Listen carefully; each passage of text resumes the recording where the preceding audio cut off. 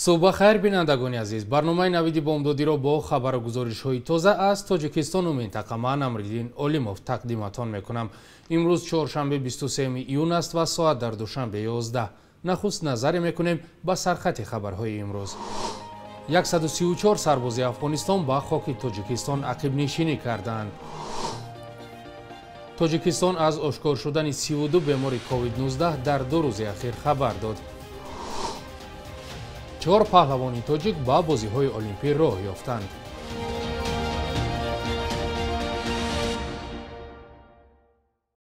در تاجیکستان 32 حالت نوی سیرایت کووید 19 آشکار شده است. آژانس دولتی خاور شام 22 ایون با استناد به وزارت تندرستی خبر داد که در 2 روز گذشته 21 ایون 17 نفر و 22 ایون 15 نفر به بیماری کووید 19 گرفتار شدن ساکنان ثبت شده است. کارشناسان تخمین میزنند که آمار واقعی گرفتاران کرونا ویروس در کشور میتواند از این بیشتر باشد. بعد از اعلان مقامات درباره خروج دوباره کووید 19 در تاجیکستان، بیمارخانه‌های کلان دوشنبه با قبول سیرایت یافتگان آماده میشوند. حالا در دوشنبه اساساً بیمارخانه سیرایتی واقع در محله زرافشان تحت رجای کرانتین فعالیت دارد. بیمارخانه دیگر شهر مرکز طبی رقم 1 معروف به یکون سویتسکی برای قبول گرفتاران کووید 19 آماده میشود. سال گذشته در اوج پاندمیا در تاجیکستان این بیمارستان کرانتین شده گرفتاران التهاب شش و کووید 19 در آن طبابت می گرفتند.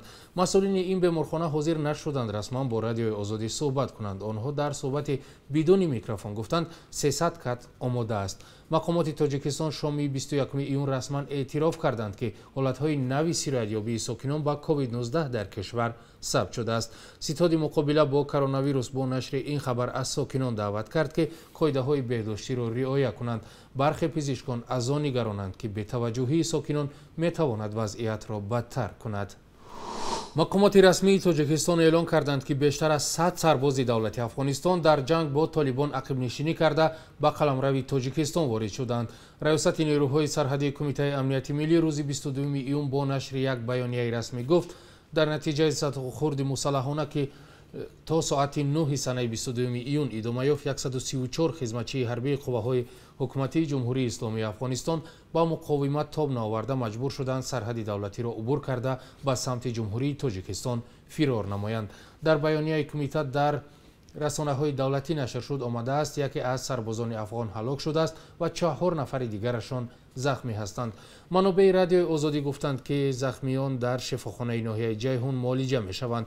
با گفته کمیته سرحدبانان تاجیک با نظرداشت قوانین بشری و حسن همجواری مجبور شدند و گریزگان اجباری به قلمرو جمهوری تاجیکستان اجازه ورود دهند. کمیته امنیت ملی تاجیکستان وضع در سرحد با افغانستان را مرکب نامیده و گفته است که 100 سرباز افغان در جنگ با طالبان یا کشته شدند و یا به اسارت این گروه افراطگرا افتادند. در بیانیه آمده است که در 10 روز اخیر در 4 ولایت همرز با تاجیکستان جنگ بین طالبان و نیروهای دولتی افغانستان ادامه دارد و ناحیه‌های چاهیاب، ینگ قلعه، درقه، دشت قلعه، خوجغار ولایت تخار، ولسوالی‌های دشت ارچی، امام صاحب و قلعه زالی ولایت قندوز 2 گذرگاه شیرخان بندر و کاکل به دست طالبان گذاشتند. پیش از عقب نشینی سربازان افغان به تاجیکستان گزارش رسید که طالبان یکی از مهمترین گذرگاه‌های سرحدی بین دو کشور را اشغال کردند. مقامات در ولایت ختلان میگویند تعداد آنهایی که خون خود را برای نجات جان دیگران خیر میکنند زیاد شده است. در این ولایت در چند ماه گذشته تعداد دونورهای خون 500 نفر زیاد شده است. با وجود این ترس از خون دادن برای شفاخانه‌ها در تاجیکستان زیاد است و از این سبب بیمارستان‌ها سخت محتاج خون بودند. گزارش همکاران ما در همین باره است. خونه که میلیون ها بار از دل جلال‌الدین شکوروف گذشته است. از این بعد شاید در تپیدن قلبی کسی دیگر کمک کند. میسپرم که برای یار و برادر همبغل چخیل یوخی یکی در کار میشه میگیره میزنه برای سلامتیش که یک کسی دیگه استفادهش میبرده خونی من. این جوانی باختری تقریبا 7 سال باز دانور خون است. شاید خونش تا حال جان طفل یا مادر او را از مرگ نجات داده است و به سلامت ماندن خودش هم کمک کرده است. میسپوریش سلامتی هم سپورت میگیری فایس میکنی هم چی میکنی هم چی میکند؟ یعنی در زیاد شدن ذخیره خون در شفاخانه‌های تاجیکستان سهم میگذارد. در اینجا در مرکز جمهوریوی خون در باختر میگویند مثل جلال‌الدین تعداد دونورها در ختلان زیاد شده است. از 5221 نفر خونسپار و پلازماسپار 102 نفرشان دونوران قراردادی، 403 نفرشان دونوران پلازماسپار، 1589 نفرشان دونوران احتیاری و 1718 نفرشان دونوران خیش و تبار و 1409 نفرشان دونوران بریگاد سیار تشکیل می‌کنند. در 5 ماه امسال تعداد دونوران اختیاری 500 کس زیاد شده است، یعنی هر ماه 100 نفر. سببش هم زیاد شدن احتیاج به خون در شفاخانه‌ها و هم افزایش بیماران بوده است که هنگام جراحی خونروی زیاد هنگام تولد یا هنگام جراحت به خون احتیاج پیدا می‌کنند. شیرعلی عبداللهیف را از راهش برگردانده به اینجا آوردند تا در نجات یک دوستش کمک کند.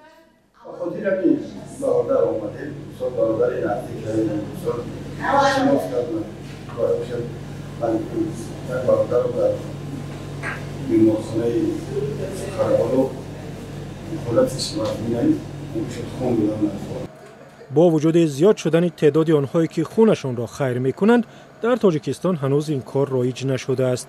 از این سبب با گفته سازمان جهانی تندرستی، شفاخانه‌های کشورهای در حال رشد به مثل تاجیکستان فوق‌العاده به خون احتیاج دارند. محض به سبب نارسایی خون گاه‌ها طبیبان نمی‌توانند نفری را از چنگ مرگ برمحل نجات دهند. تحقیقات در سالهای پیش نشان داده است که در تاجیکستان از بین هر 1000 نفر فقط 5 کس آماده خون سپردن برای دیگران بوده است که در سطح جهانی رقم بسیار پست است. 4 جودوکاری تاجیک با بازی‌های المپی توکیو 2020 را خط گرفتند. فدراسیون بین‌المللی جودو در سامانه رسمی خود روز 22 ایون آخرین رده‌بندی المپی را قبل از آغاز بازی‌ها نشر کرد. طبق رده‌بندی نشر شده، ورزشگران تاجیک سامان محمدبکوف در وزن 73 کیلوگرم، اکمال مرودوف در وزن 81 کیلوگرم، کامرانشاه اوستوپریان در وزن 90 کیلوگرم و تیمور رحیموف در وزن 100 کیلوگرم صاحب رخصت‌ها با بازی‌های المپی توکیو 2020 شدند. با اطلاع فدراسیون جودوی تاجیکستان سامان محمدبکوف، کامرانشاه اوستوپریان و تیمور رحیموف مستقیما با بازی‌های المپی را خط گرفتند و اکمال مرودوف با به دست آوردن کوتای منطقوی با بازی‌های المپی راه یافته است. بازی‌های المپی در توکیو از 23 ایول تا 8 آگوست امسال برگزار می‌شود. این مسابقه بنابر پاندمی کرونا ویروس یک سال به تأخیر افتاد. اخیراً سازمان دهندگان سبقت‌ها اعلام کردند که بازی‌های المپی با حضور تماشابینان برگزار می‌شود، ولی شماره آنها محدود خواهد بود. طبق قرار به خاطر بیش از 50% پر نشدن تالارها به هر یک مسابقه نه زیاده از 10,000 تماشابین راه می‌یابد. از تماشابینان رعایت تمام قاعده‌ها از جمله فاصله اجتماعی طلب می‌شود. همچنین سپاریدن سنجش برای ویروس حتمی است. بعد تماشای بازی‌ها تنها آنهای راه می‌یابند که مقیم ژاپن هستند. ورود مخلصان خارجی به آن کشور منع است. در بخش یک روز در تاریخ، همکارم خیرمان بقازاده شما را با مهمترین تحولات تاریخی 23 ایون آشنا می‌کند.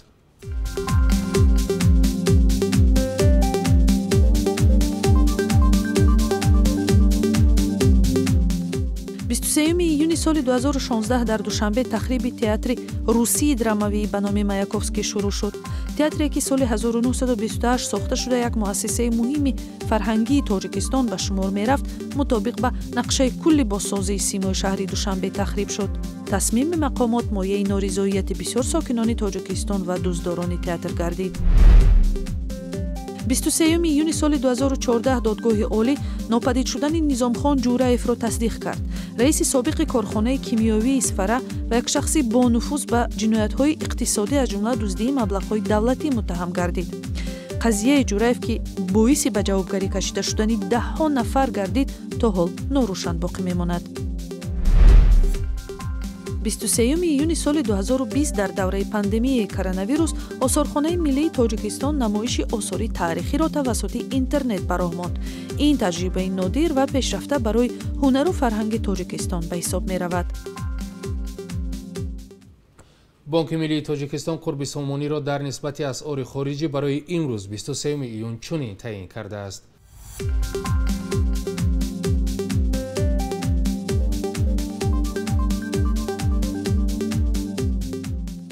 бинандагони азиз, дар ҳамин ҷо барномаи навиди бомдодӣ ба анҷом мерасад. То барномаҳои баъдӣ худо нигаҳдоратон бошад. моро пайгирӣ кунед.